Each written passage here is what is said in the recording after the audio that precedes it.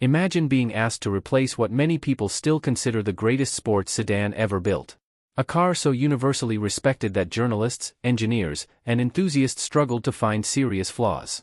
That was the impossible challenge BMW faced in the early 2000s.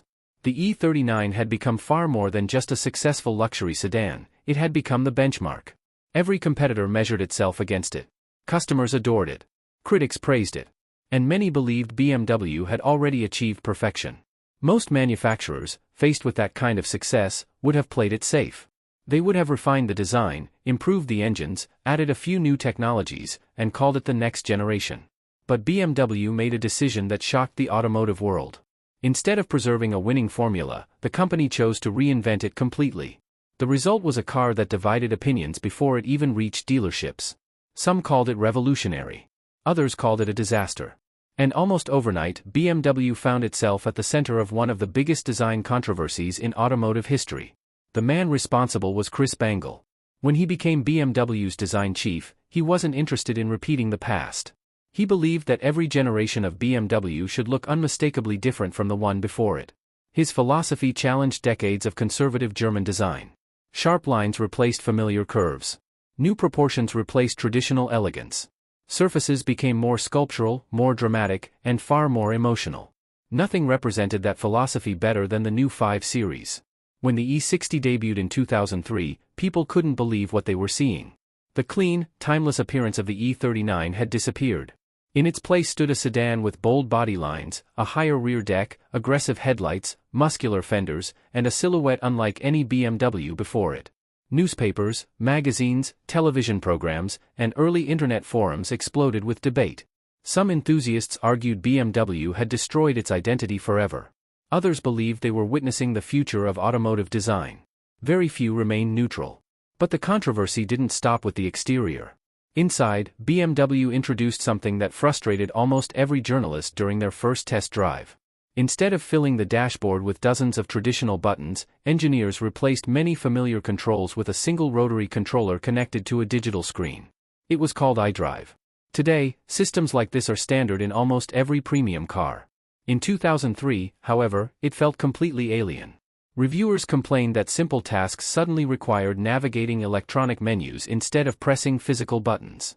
Owners needed time to learn it, and critics quickly labeled it one of the most confusing systems ever installed in a production car. Yet BMW believed this wasn't a mistake, it was the future. Looking back now, it's remarkable how many manufacturers eventually adopted exactly the same philosophy. Yet despite all the criticism surrounding its appearance and technology, BMW's engineers remained focused on something they refused to compromise: the way the car drove. Beneath the controversial design was an entirely new platform featuring extensive use of aluminum in the suspension, improved chassis rigidity, advanced electronics, and near-perfect weight distribution. Whether buyers chose an efficient 4-cylinder diesel, one of BMW's legendary naturally aspirated inline-6 engines, a smooth V8, or eventually the extraordinary V10 powered M5, every version of the E60 was engineered with the same goal: to remain the driver's benchmark in the executive sedan segment. The irony was almost unbelievable. While the world argued endlessly about the way the car looked, many journalists quietly admitted something else. Once they actually got behind the wheel, the E60 still drove like a true BMW. The more time journalists spent with the E60, the more difficult it became to judge the car solely by its appearance. Beneath the controversial styling was one of the most technologically advanced sedans BMW had ever engineered. In many ways, the E60 represented a turning point where mechanical excellence met the rapidly growing world of digital technology. BMW wasn't simply building another executive sedan, it was redefining what an executive sedan could be in the 21st century. One of the biggest priorities during development was weight distribution. Engineers understood that no amount of technology could replace the feeling of a perfectly balanced chassis. Like its predecessors, the E60 maintained BMW's near 50:50 weight balance, a front-engine, rear-wheel drive layout, and suspension geometry carefully tuned to deliver both comfort and precision. Extensive use of aluminum in the front suspension reduced unsprung weight, improving steering response and ride quality at the same time. Even though the car grew larger than the E39, it remained remarkably agile for its size. That became one of the E60's greatest strengths. It never felt like a heavy luxury sedan.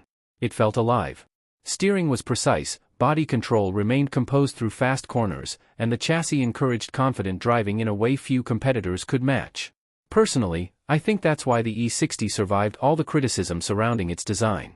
People could argue about the styling for hours, but after driving one, many of those opinions began to change.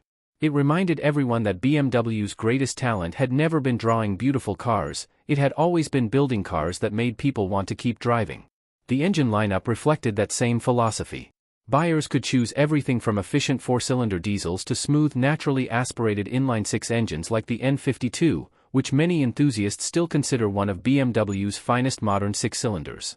For those wanting effortless power, V8 models such as the 545i and later the 550i delivered performance once reserved for dedicated sports cars. And then, sitting at the very top of the range, was a machine that deserves its own documentary, the BMW M5 E60. Powered by a naturally aspirated 5.0-liter V10 producing 507 horsepower, inspired by BMW's Formula One program, it became one of the most outrageous performance sedans ever built. But even without the M badge, every E60 carried a sense of engineering ambition that was impossible to ignore. The technology extended far beyond engines. BMW introduced active steering, capable of varying the steering ratio depending on speed. Dynamic Drive used active anti-roll bars to dramatically reduce body roll without sacrificing ride comfort. Adaptive headlights turned with the steering wheel to illuminate corners before the driver entered them. Night vision, using an infrared camera, appeared on selected models years before similar systems became common throughout the industry. Features that sound perfectly ordinary today felt astonishingly futuristic in 2003. Of course, innovation came with consequences. As electronics became more sophisticated, the E60 also became significantly more complex than the generations before it. Repair costs increased. Diagnostic equipment became essential. Owners who had grown accustomed to the relative simplicity of older BMWs suddenly found themselves driving a car filled with computers, sensors, control modules, and software updates. Some enthusiasts criticized BMW for moving away from mechanical simplicity, while others viewed the E60 as proof that the company was leading the premium industry into a new technological era. Both opinions contained a measure of truth. Yet perhaps the most surprising chapter of the E60 story wasn't found in engineering, performance, or technology. It was found in public opinion. Because something remarkable happened over the next 2 decades. The same design that newspapers mocked, internet forums criticized, and many traditional BMW fans rejected slowly began earning admiration from an entirely new generation. The car that once divided the world was quietly becoming a modern classic. Time has a fascinating way of changing people's opinions. When the E60 was new, conversations almost always began with its appearance. Was it too radical? Had BMW abandoned its identity? Was Chris Bangle pushing the brand too far? 2 decades later, those same conversations sound very different. The controversial lines that once shocked enthusiasts now look confident, distinctive, and unmistakably BMW. In a world where many modern sedans have begun to resemble one another, the E60 still stands out instantly.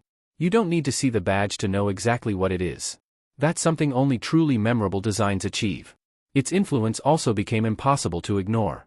Many of the styling themes introduced on the E60 spread throughout BMW's lineup and eventually influenced the broader automotive industry.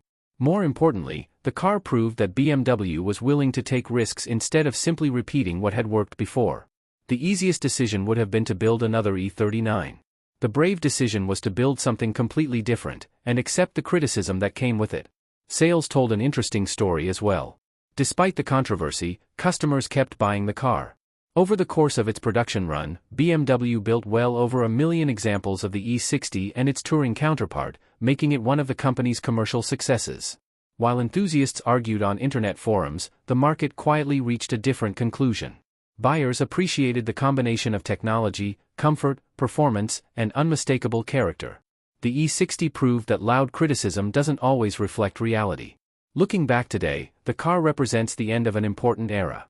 It was one of the last generations to offer a broad range of naturally aspirated BMW engines before turbocharging became the new standard.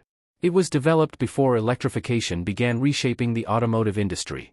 It still delivered the classic rear-wheel drive balance that defined BMW for decades, while introducing technologies that would shape the company's future. In many ways, it stood with one foot in the old world and the other in the new. Personally, I think that's exactly why the E60 has aged so well. It combines old-school BMW driving dynamics with enough modern technology to still feel special today. It isn't perfect, and it never tried to be. Instead, it had something far more valuable: a clear identity. Every line, every engineering decision, and every controversial choice reflected a company that refused to stand still. And perhaps that's the greatest lesson of the E60. The cars that change history are rarely the ones everyone loves immediately. They're the ones bold enough to challenge expectations. Some designs become outdated within a few years. Others become timeless because they dared to be different. The BMW E60 belongs firmly in the second category. It wasn't simply the successor to the legendary E39. It was the car that proved BMW would rather risk everything on innovation than guarantee success through familiarity. More than 20 years later, that decision still defines the E60's legacy. It remains one of the most debated, influential, and unforgettable BMWs ever built, not because everyone agreed with it, but because nobody could ignore it.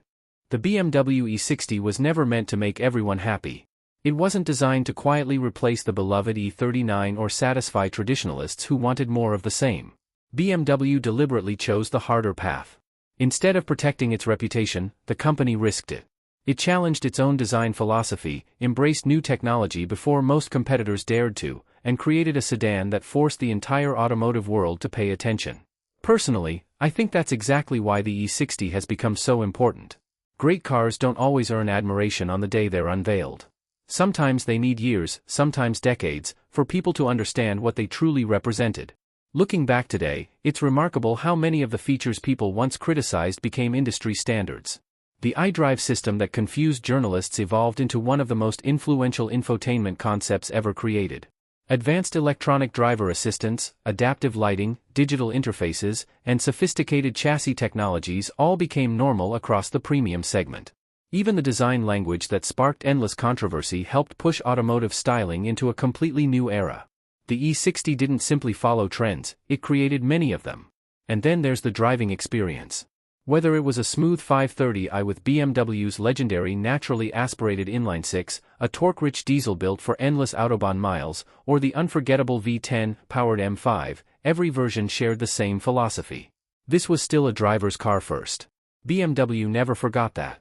Beneath the technology, beneath the controversy, beneath the headlines, there was still a perfectly balanced sports sedan waiting to reward anyone willing to get behind the wheel. Perhaps the greatest irony of the E60 is that the very things people once hated are now the reasons many enthusiasts love it.